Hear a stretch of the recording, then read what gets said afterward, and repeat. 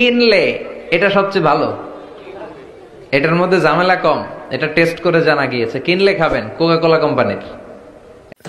শাহজালাল বিজ্ঞান ও প্রযুক্তি বিশ্ববিদ্যালয়ের সাবেক জিএস জনাব নুরুজ্জামান জামান ভাই, আপনি জানেন যে আওয়ামী লীগ সভাপতি এবং প্রধানমন্ত্রী শেখ হাসিনা গত পরশুদিন গণভবনে কোটালীপাড়া উপজেলার নবনির্মিত চেয়ারম্যান এবং স্থানীয় আওয়ামী নেতা কর্মীদের সঙ্গে এক মতবিনিময় অনুষ্ঠানে বলেছেন যে এখন একটাই কাজ, তারেক জিয়াকে দেশে ফিরিয়ে এনে আইনের আওতায় আনা। এই কথাটি তিনি খুব স্পষ্টভাবেই তিনি বলেছেন। এবং আপনি জানেন যে এর আগেও একাধিকবার তিনি তারেক রহমানকে নিয়ে বিষেধাগার করেছেন। তারেক রহমানকে 21 আগস্টের গ্রেনেড হামলা মামলা জড়িয়েছেন, যেটা তার আগে কোনো নামও ছিল না।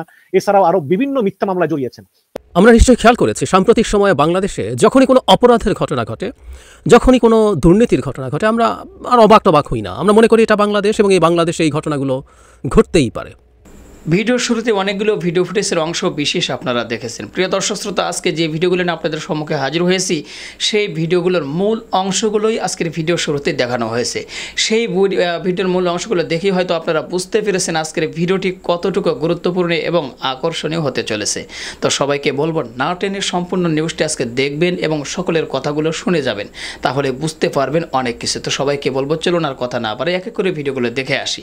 তো ভিডিওগুলো দেখার আগে সবাইকে বলবো, যারা এখন পর্যন্ত আমাদের এই চ্যানেলটি সাবস্ক্রাইব করেনি, প্রতিনিয়ত এ ধরনের সকল প্রকার নিত্য নতুন আপডেট, সকল প্রকার খবরগুলো পেতে আমাদের এই চ্যানেলটি সাবস্ক্রাইব করে আমাদের সাথে থাকবেন। যারা করেছেন তাদেরকে ধন্যবাদ। চলুন একটা লাইক দিয়ে আমরা বিস্তারিত সবগুলো ভিডিও দেখে আসি। শাহজালাল বিজ্ঞান ও প্রযুক্তি বিশ্ববিদ্যালয়ের সাবেক জিএস জনাব নুরুজ্জামান জামান ভাই, আপনি জানেন যে আওয়ামী লীগ সভাপতি এবং প্রধানমন্ত্রী শেখ হাসিনা গত পরশুদিন গণভবনে কোটালীপাড়া উপজেলার নবনির্মিত চেয়ারম্যান এবং স্থানীয় আওয়ামী নেতা কর্মীদের সঙ্গে এক মতবিনিময় অনুষ্ঠানে বলেছেন যে এখন একটাই কাজ, তারেক জিয়াকে দেশে ফিরিয়ে এনে আইনের আওতায় আনা। এই কথাটি তিনি খুব স্পষ্টভাবেই তিনি বলেছেন। এবং আপনি জানেন যে এর আগেও একাধিকবার তিনি তারেক রহমানকে নিয়ে বিষেধাগার করেছেন। তারেক রহমানকে 21 আগস্টের গ্রেনেড হামলা মামলা জড়িয়েছেন, যেটা তার আগে কোনো নামও ছিল না।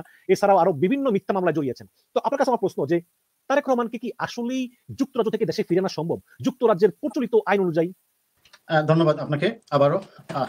দেখুন, প্রথমত হচ্ছে আমি এখানে শেখ হাসিনা যে কথাটা বলেছেন জনাব তারেক রহমান সম্পর্কে, আমি তার এই কথার একটা শব্দ চয়ন সম্পর্কে আমার একটু আপত্তি আছে। তিনি তার কথায় বলেছেন যে ওই যে কুলাঙ্গার, অর্থাৎ তারেক রহমানকে তিনি কুলাঙ্গার বলেছেন। দেখুন, মাননীয় প্রধানমন্ত্রীর এই ধরনের কথাবার্তা এবং এই ধরনের শব্দ চয়ন আমার জানা মতে কোনো সভ্য সমাজে, কোনো সভ্য সংস্কৃতি, সভ্য জাতিসত্তা কোন প্রধানমন্ত্রী এই ধরনের শব্দ ব্যবহার করে বিরোধী দলের নেতাকর্মীদের সম্বোধন করেন কিনা আমি জানি না। তার এই বিশেষ করে এই প্রধানমন্ত্রীর এই ধরনের কথাগুলো বলার জন্য আমি দেখেছি অনেকভাবেই সুশীল সমাজ, দেশের গণতন্ত্রমানা মানুষ এবং অন্ততপক্ষে যারা অ্যাটলিস্ট মানে সভ্য সংস্কৃতিতে বসবাস করতে চান, তারা এই ধরনের কথা যে পছন্দ করেন না এবং তাকে অনেকভাবেই কিন্তু মাননীয় প্রধানমন্ত্রীকে ইঙ্গিত করে তারা কিন্তু বলেছেন। কিন্তু তার আসলে এই কথাগুলো পরিবর্তন হচ্ছে না কেন জানি। তিনি অবশ্যই একটি ঐতিহ্যবাহী রাজনৈতিক পরিবার থেকে বেড়ে ওঠা এবং তার বাবার সম্পর্কে তার নতুন করে পরিচয় করিয়ে দেওয়ার দরকার নেই। বঙ্গবন্ধু সম্পর্কে তিনি এর আগেও আপনাদের মনে আছে কিনা, তিনি পদ্মা ব্রিজের উদ্বোধনের সময় বলেছিলেন যে বেগম খালেদা জিয়াকে, একজন সাবেক প্রধানমন্ত্রীকে পদ্মা ব্রিজের উপর থেকে তুষ করে ফেলে দেবেন। তিনি বলেছিলেন ইউনূস সাহেবকে পানিতে চুবাবেন। এই ধরনের কথাবার্তাগুলো তিনি কেন বলেন আমি জানি না, সেটা তিনি ভালো বলতে পারেন। এবং আওয়ামী লীগের লোকজনও কি এটা কি বুঝে না নাকি তাকে কেন এইগুলা বলার থেকে বিরত রাখে না, আমার বোধগম্য হয় না। যাই হোক, জনাব মিস্টার রহমান, তারেক রহমানকে তিনি বলছেন যে বাংলাদেশে নেবেন, অর্থাৎ যেটা করতে হবে কি, আমি আপনাকে পসিবল আউটকামটা বলি কি কি হতে পারে। এক, প্রথমত হচ্ছে বাংলাদেশ সরকারকে একটা আবেদন করতে হবে ব্রিটিশ সরকারের হোম অফিসে বা ব্রিটিশ সরকারের স্বরাষ্ট্র মন্ত্রণালয়ে। সেই হোম অফিসে আবেদন করার পর আদালত কি করবে, তার বিরুদ্ধে একটি গ্রেপ্তারি পরোয়ানা জারি করতে পারে। রাইট? সেই আদালত গ্রেপ্তারি পরোয়ানা করার আগে আদালত প্রথম যেটা বিবেচনায় নেবে, এক, তার যে সাজার জন্য বাংলাদেশে ফেরত নেওয়ার কথা বলা হচ্ছে, এতে মৃত্যুদণ্ড হওয়ার কোনো সম্ভাবনা আছে কিনা। যদি মৃত্যুদণ্ডের কোনো সম্ভাবনা থাকে তাহলে মামলা ওইখানেই স্টপ হয়ে যাবে, আর কোনো আবেদন না। তার নামে কিন্তু কোনো মৃত্যুদণ্ড নাই, সবগুলো যাবজ্জীবন। না, আমি আসছি। এখন তার নামে যে যাবজ্জীবন গুলো আছে, এই তারেক রহমানকে এইখান থেকে নেওয়ার পরে সরকার যে আদালতকে ব্যবহার করে নতুন করে সাজা ইম্পোজ করবে না, এই নিশ্চয়তা আপনি কোথা থেকে পাবেন? সেটার পক্ষে থাউজেন্ডস এন্ড থাউজেন্ডস গ্রাউন্ডস দাঁড় করানো যাবে আদালতের কাছে। আমি বলি আপনাকে এক এক করে।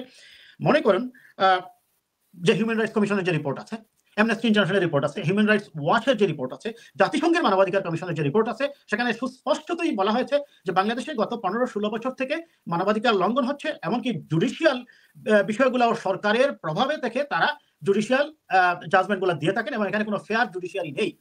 এইটা যখন জাজ দেখবে, যদি দেখে যে এই যে রিপোর্টগুলো human rights commission, human rights watch, জাতিসংঘের হিউম্যান রাইটস কমিশন যেটা আছে, এই রিপোর্টগুলো যখন দেখবে জাজ, আমি মনে করি না, অন্তত আমার বিশ্লেষণ বলে না যে জাজ এখানে এগ্রি হবে ওইটা ডিসমিস করে দেবে। আমি অনেকগুলো পয়েন্ট আছে কি কি হতে পারে। দুই, আপনার মনে করেন বলা হলো যে না, তার তো মৃত্যুদণ্ড নাই, তার যাবজ্জীবন আছে। সরকারকে বলা হলো যে আপনি তাহলে এখানে একটা লিখিত গ্যারান্টি দেন তার অন্য কোনো মামলার সাজা, তার বিরুদ্ধে অন্য কোনো মামলা নেই। আপনার এক্সট্রাডিশন যে চুক্তিটা হয় বা মনে করেন দ্বিপাক্ষিক যে চুক্তিটা হয়, এখানে 2003-এর এক্সট্রাডিশন যে চুক্তিটা আছে এবং 2002-এর কমনওয়েলথ কান্ট্রিগুলোর মধ্যে যে এক্সট্রাডিশন আইন আছে, আমি এই ডিটেলস ওখানে যাচ্ছি না। তো সেখানে প্রথমত হচ্ছে মৃত্যুদণ্ড থাকতে পারবে না, দ্বিতীয়ত হচ্ছে আপনি ওই মামলা ছাড়া অন্য কোনো মামলায় আর কোনো সাজা ইম্পোজ করতে পারবেন না।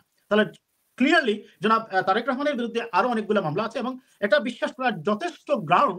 যখন আপিল করা হবে, তারেক রহমান সাহেবের আইনজীবীরা এটা প্রমাণ করা খুব একটা কঠিন কাজ হবে না যে যদি তিনি বাংলাদেশে যান আরো একের পর এক মামলা দেওয়া হবে এবং তার মার উপরও, বেগম খালেদা জিয়ার উপরও যে অন্যায়ভাবে সরকার যে মনে করেন সাজা দিয়ে রেখেছে, 2 কোটি টাকার কথা বলা হচ্ছে, সেখানে প্রমাণ দাঁড় করা যাবে। এখন তো মনে করেন যে সরকারের যদি এটাই যদি দাঁড় করায় মনে করেন তারেক রহমান সাহেবের আইনজীবীরা, যে সরকারের পুলিশ প্রধান, সরকারের মন্ত্রী, এমপিরা যেখানে কয়েক হাজার কোটি টাকার মালিক, সেটা আল জাজিরার রিপোর্ট তারা দাঁড় করাতে পারেন, তারা এভিডেন্স হিসাবে বিবিসির রিপোর্ট নিয়ে দাঁড় করাতে পারেন, যেখানে কোটি কোটি টাকা সরকার এবং সরকারের মন্ত্রীরা মেরে খাচ্ছে, কিন্তু বিরোধী দলের একজন নেত্রী 2 কোটি টাকার জন্য তাকে অন্যায়ভাবে সাজা দেওয়া হয়েছে জুডিশিয়ারিকে কাজে লাগিয়ে। এবং জুডিশিয়ারি যে ফেয়ার নয়, আমি আপনাকে একটা কথা বলি শুনেন, এই সকল দেশের জাজ তো নিরপেক্ষভাবে কাজ করবে।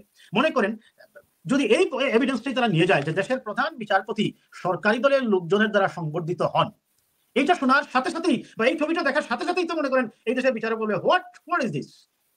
সরকারি দলের লোকজন যদি প্রধান বিচারপতিকে সম্বর্ধনা দেয়, তার সাথে রাজনৈতিক আলোচনা করে, তাহলে এটা জুডিশিয়ারি, তখন তো জাজ বুঝে ফেলবে অটোমেটিক্যালি। আর জাজ যে বাংলাদেশের জাজমেন্ট কিভাবে চলে, এটা এদেশের জাজদের বোঝানোর খুব একটা প্রয়োজন পড়বে বলে আমি মনে করছি না। অন্তত আপনার কথা আমি বুঝতে পারলাম যে স্বরাষ্ট্র মন্ত্রণালয়ের পক্ষ থেকে আবেদন করতে হবে, তারপর এটা কোর্টের মাধ্যমে এটা রায় হতে হবে এবং এটা এক প্রকার ইম্পসিবল। কিন্তু কিছুদিন আগে আমরা দেখলাম যে বাংলাদেশ সরকারের সঙ্গে ব্রিটিশ সরকারের চুক্তি হয়েছে যে যারা এই দেশে অপরাধ করবে তাদেরকে ফেরত পাঠানো হবে। পত্রিকায় দেখলাম যে 11,000 লোককে পাঠানো হবে। সেই আইনে তার প্রমাণ পাবেন কিনা? না, সেটা বলা হয়েছে। দেখুন এই আসল কথাটা, থ্যাংক ইউ আপনাকে প্রশ্ন করেন। আপনি প্রশ্নগুলো এখন তাহলে, হ্যাঁ, তা এখানে যে চুক্তিটা হয়েছে বাংলাদেশের যারা এখানে অবৈধভাবে আছে অথবা বৈধভাবে এসে ভিসা রুলস এবং রেগুলেশন মানেনি এবং তারা অবৈধ হয়ে গেছে, এদেরকে ফেরত পাঠানো হবে এবং অ্যাসাইলামে ব্যর্থ হয়েছে। এখানেও আমি একটা সংক্ষেপে বলি, আমি 1 মিনিটে বলি কথাটা। এই যে চুক্তিটা করে ফেললো হুট করে গিয়ে আমাদের দেশের হাইকমিশনাররা, তারা কি বাংলাদেশের আর্থসামাজিক অবস্থা সম্পর্কে একটু ওয়াকিবহাল নয়? যে মানুষগুলো এই দেশে আসছে, অনেক ছেলে এবং মেয়ে তার সকল সহায় সম্পত্তি বিক্রি করে দিয়ে, বাবার পেনশনের টাকা দিয়ে কিংবা বাবার শেষ সম্বলটুকু দিয়ে তারা এখানে এসেছে। হুট করে আপনি এই চুক্তি করে ফেললেন। আপনি কি দেন দরবার করতে পারলেন না যে আপনারা আরেকটা পথ বাইর করে অন্তত অন্যভাবে একটা রেস্ট্রিকশন দিয়ে একটা লিমিটেড লিভ টু রিমেইন দেন, তাকে কাজ করতে দেন, তাকে কন্ডিশন ইম্পোজ করেন যে আপনাকে যদি লিমিটেড লিভ টু রিমেইন দেওয়া হয় 3 বছরের জন্য, 5 বছরের জন্য আপনি কাজ করতে পারবেন, ট্যাক্স পে করবেন, কিন্তু কোনোভাবেই আপনি এখানে স্টে পারমিটের জন্য অ্যাপ্লাই করতে পারবেন না। পরবর্তীতে 5 বছর পরে দেখা যাবে হয়তো হিউম্যান রাইটস এর গ্রাউন্ডে তারা অ্যাপ্লাই করে থাকতে পারে কিনা। কারণ এগুলো যারা করে এরা তো শুনেন, এরা তো ওই যে একবেলা একদিকে যেমন জনগণের প্রতিনিধিরা, দ্বিতীয়ত হচ্ছে প্রশাসনেও কিন্তু এখন অযোগ্য অদক্ষ লোকগুলো ফলস সার্টিফিকেট কিছু লোক এসে বসে গেছে, তাদের আদৌ কোনো যোগ্যতাও নেই কিভাবে প্রশাসন চালাতে হয়। এই যে আজকে দেখেছেন আপনি বেনজিরের পিএইচডি করার জন্য তার যে মিনিমাম রিকোয়ারমেন্টস বিশ্ববিদ্যালয় থেকে, সেই যোগ্যতাই নেই। ঢাকা বিশ্ববিদ্যালয় থেকে সে পিএইচডি করে ফেলছে। পিএইচডি করতে হলে আপনাকে পোস্ট গ্রাজুয়েট কোর্সে আপনার 50% মার্কস থাকতে হবে, তার আছে মাত্র 46% মার্কস। সে কি করে পিএইচডির জন্য ঢাকা বিশ্ববিদ্যালয়ে ভর্তি হয়ে যায় এবং ঢাকা বিশ্ববিদ্যালয় তাকে একটা পিএইচডি দিয়ে দেয়। যাই হোক, আমি অন্য কথায় চলে গেলাম। এখন আমার প্রশ্ন যে 15 বছর ধরে যে মহিলা ক্ষমতায় থেকে সেই মহিলা তার বাবার হত্যাকারীদেরই বিদেশ থেকে এনে বিচার এখন পর্যন্ত করতে পারেননি। কিছু লোককে পেরেছেন, বেশিরভাগ হত্যাকারী কিন্তু দেশের বাইরে আছে। তাদেরকে এখন পর্যন্ত দেশে এনে সাজা কার্যকর করতে পারেনি, কিন্তু তারেক রহমানকে নিয়ে সবসময় তিনি নিষেধাজ্ঞা করতেছেন। তো এটা কি আসলে তারেক রহমানের উপর তার প্রতিহিংসা কিনা? এবং তারেক রহমানকে আসলেই শেখ হাসিনার আদৌ কোনোদিন, আমরা জানি সময় হলে তারেক রহমান নিজে দেশে ফিরবেন, কিন্তু তারেক রহমান দেশে ফিরার আগ মুহূর্তে শেখ হাসিনা নিজে তারেক রহমানকে দেশে ফেরত আনতে পারবেন কিনা, এটা আপনার কাছে আমার শেষ প্রশ্ন। ধন্যবাদ। দেখুন, প্রথমে আপনার আরেকটা আমার পয়েন্ট রয়ে গেছিল যে সেটা কি হতে পারে। ওই এক্সট্রাডিশনের ক্ষেত্রে এদেশের জাজ কিন্তু আগে এটাও বিবেচনায় আনবে যে তাকে এক্সট্রাডিশন করার জন্য কিংবা প্রত্যর্পণের বিচারের জন্য, বাংলাতে এভাবে বলি, এক্সট্রাডিশনের বিচারের জন্য যে প্রত্যর্পণ হবে, এই ধরনের কোনো অপরাধ তিনি করেছেন কিনা, গুরুতর অপরাধ করেছেন কিনা, এটাও বিচারক আনবে। তারপরে যা যেতে হবে সেটা আমার অপিনিয়ন বলছে, আমার বিশ্লেষণ বলে 95% সম্ভাবনা, এটার কোনো সম্ভাবনাই নাই। কিন্তু এটা প্রধানমন্ত্রী কিন্তু বুঝেও যে আমি একটু আগে বলছিলাম যে উনি আলোচনাটাকে ডাইভার্ট করার জন্য তিনি এই বিষয়টা নিয়ে আসছেন। মূলত মেইন যে আলোচনা তিনি ডাইভার্ট করতে চান একটা হচ্ছে বেনজির এবং জেনারেল আজিজ। কারণ ফরচুনেটলি ওর আনফরচুনেটলি বেনজির হচ্ছেন পুলিশের প্রধান, আজিজ হচ্ছেন সেনাপ্রধান। তার মানে সরকার যে প্রশাসন নির্ভর এবং প্রশাসনের লোকজন দ্বারা যে মানুষের উপর মানবাধিকার লঙ্ঘিত হচ্ছে, এটা প্রমাণ করাটা বা বলাটা বা বিশ্বের শক্তিধর রাষ্ট্রগুলোর কাছে বুঝতে তার খুব একটা সময় লাগবে না। সেই কারণেই তারা এটা নিয়ে শঙ্কিত। এবং এমপি আনারের যে নির্মম হত্যাকাণ্ড, এই কারণে তার আলোচনাটাকে ডাইভার্ট করার জন্য এই কাজটা করছেন। বঙ্গবন্ধু হত্যার বিচার তারা করছেন অনেক দিন থেকেই, কখনো কখনো কয়েকজনকে তারা ফাঁসিও দিয়েছেন, কিন্তু এখন পর্যন্ত যেমন কানাডায় যে আছে বা ওই যে লিবিয়াকে আছে, এই এদের কাউকেও কিন্তু তারা নিতে পারেনি। ওই যে আমি বললাম, কারণ বাংলাদেশে আদালত তো মনে করেন মোরলেস, আপনাকে এটা স্বীকার করে নিতেই হবে, is not free from political influence এবং it's not free from government parties influence, আমি যদি ব্যাপারটা এইভাবে বলি। কিন্তু এই সকল দেশে তো আদালত হচ্ছে ফ্রি, আদালত সিদ্ধান্ত নেবে, মানুষের নিরাপত্তা ভেবে, মানবাধিকারের কথা ভেবে। কাজেই এটা তিনি যেহেতু মুজিব হত্যা মামলার কোনো আসামিকে এখন পর্যন্ত নিতে পারেননি কোনো দেশ থেকে, আমি মনে করি না, আর এটা তো কোনো হত্যা মামলাও নয়। সবচেয়ে বড় কথা হচ্ছে এটা তো কোনো হত্যা মামলাও নয়, মিথ্যা মামলা, ফেক মামলা।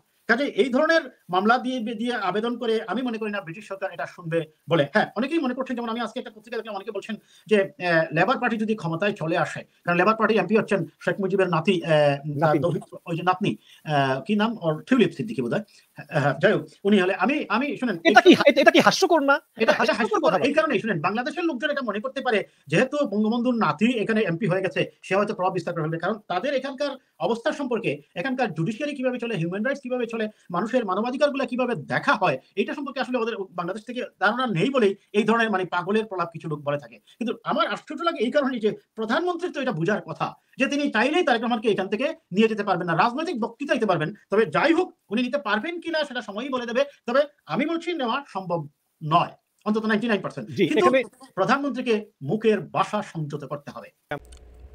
আমরা নিশ্চয়ই খেয়াল করেছি সাম্প্রতিক সময়ে বাংলাদেশে যখনই কোনো অপরাধের ঘটনা ঘটে, যখনই কোনো দুর্নীতির ঘটনা ঘটে, আমরা আর অবাক হই না। আমরা মনে করি এটা বাংলাদেশ এবং এই বাংলাদেশে এই ঘটনাগুলো ঘটতেই পারে। এবং আমি আগে বহুবার বলেছি যে এই যে ঘটতেই পারে, হতেই পারে, এই যে আমরা মেনে নিয়েছি, এই মেনে নেওয়াটা খুবই ক্ষতিকর। ইনফ্যাক্ট যেই ধরনের একটা সরকার বাংলাদেশে আছে, একটা স্বৈরাচারী সরকার, যেটা একদম স্পেসিফিকলি একটা ক্রিমিনাল এম্পায়ারে পরিণত করেছে, অপরাধীদের স্বর্গরাজ্য সাম্রাজ্যে পরিণত করেছে বাংলাদেশ, এটাকে মগের মূল্যকে পরিণত করেছে, এটাকে মাফিয়াতন্ত্রে পরিণত করেছে। সেই সরকারটা আসলে ঠিক এটাই চায় যে আমরা সব কিছু হতেই পারে বলে মেনে নিচ্ছি এবং একটু মাঝে মাঝে যদি একটু মানে কগনিজেন্সে নেইও, একটু ট্রোল করে শেষ করে দিলাম, শেষ হয়ে গেল সব কিছু। ঠিক এই জিনিসটা চায়।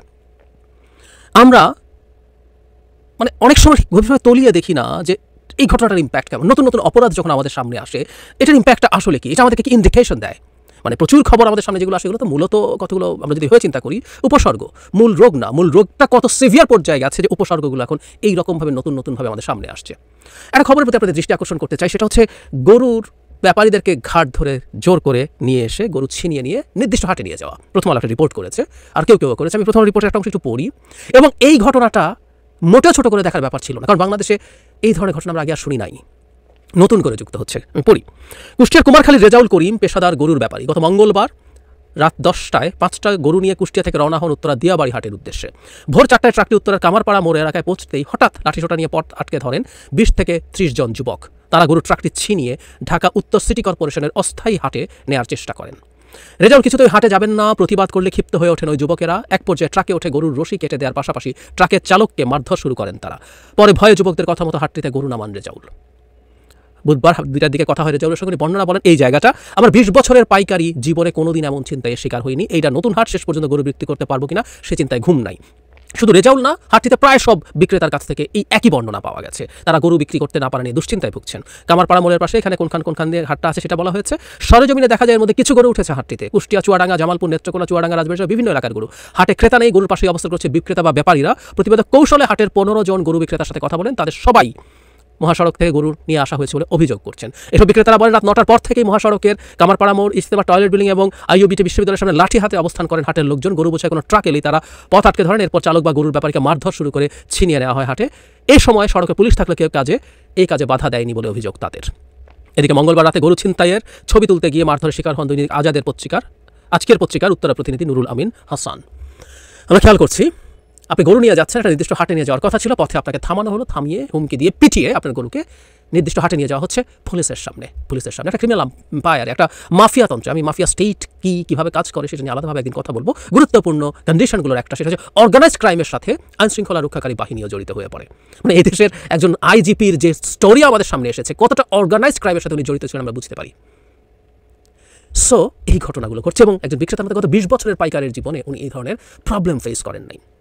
মাফিয়াতন্ত্রে যা হয়, আপনি এরিয়া অনুযায়ী যদি একজন মাফিয়ায় পরিণত হতে পারেন, আপনি কবজা করে ফেলতে পারেন, ওখানে জনগণকে সাহায্য করার মতো যারা থাকার কথা, রাষ্ট্র যেখানে প্রেজেন্ট থাকার কথা, প্রশাসন, পুলিশ, ওগুলো আপনি কবজা করে ফেলেন এবং আপনি এই কাজ করেন। খেয়াল করুন, একটা হাট বসেছে, সেই হাটে প্রায় সবাই, মানে প্রথম আলো 15 জনের সাথে কথা বলেছে কৌশলে, প্রত্যেকের একই স্টোরি, এই কাজ করছে। একটা দিনে দুপুরে হাট বসিয়ে দিয়েছেন যেখানে আপনি মানুষকে ঘাড় ধরে নিয়ে যেতে বাধ্য করছেন ওই হাটে গরু বিক্রি করানোর জন্য।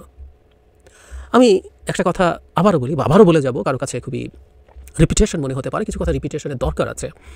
আপনি যদি গণতান্ত্রিক রাষ্ট্র হতেন, গণতান্ত্রিক রাষ্ট্রেরও যেখানে যেখানে ন্যূনতম গণতান্ত্রিক চর্চার ব্যত্যয় হয়, সেই জায়গায় ফাইট করতে হয় নাগরিকদেরকে। গণতন্ত্র আসলে কোনো সংবিধান আইন বাঁচিয়ে রাখে না। সংবিধান আইন গণতন্ত্রের জন্য দরকার আছে। গণতন্ত্র আসলে গণতান্ত্রিক মানসিকতা বাঁচিয়ে রাখে। এটা যারা ক্ষমতায় যান, যারা রাজনীতি করেন, এবং সবচেয়ে জরুরি কথা, যারা রাষ্ট্রের মূল স্টেক হোল্ডার, জনগণ, তাদের মধ্যে, তাদের লড়াইয়ের মধ্যে, তাদের শোরগোলের মধ্যে বেঁচে থাকে। আবার একইভাবে একটা রাষ্ট্র যদি স্বৈরাচারী হয়ে ওঠে।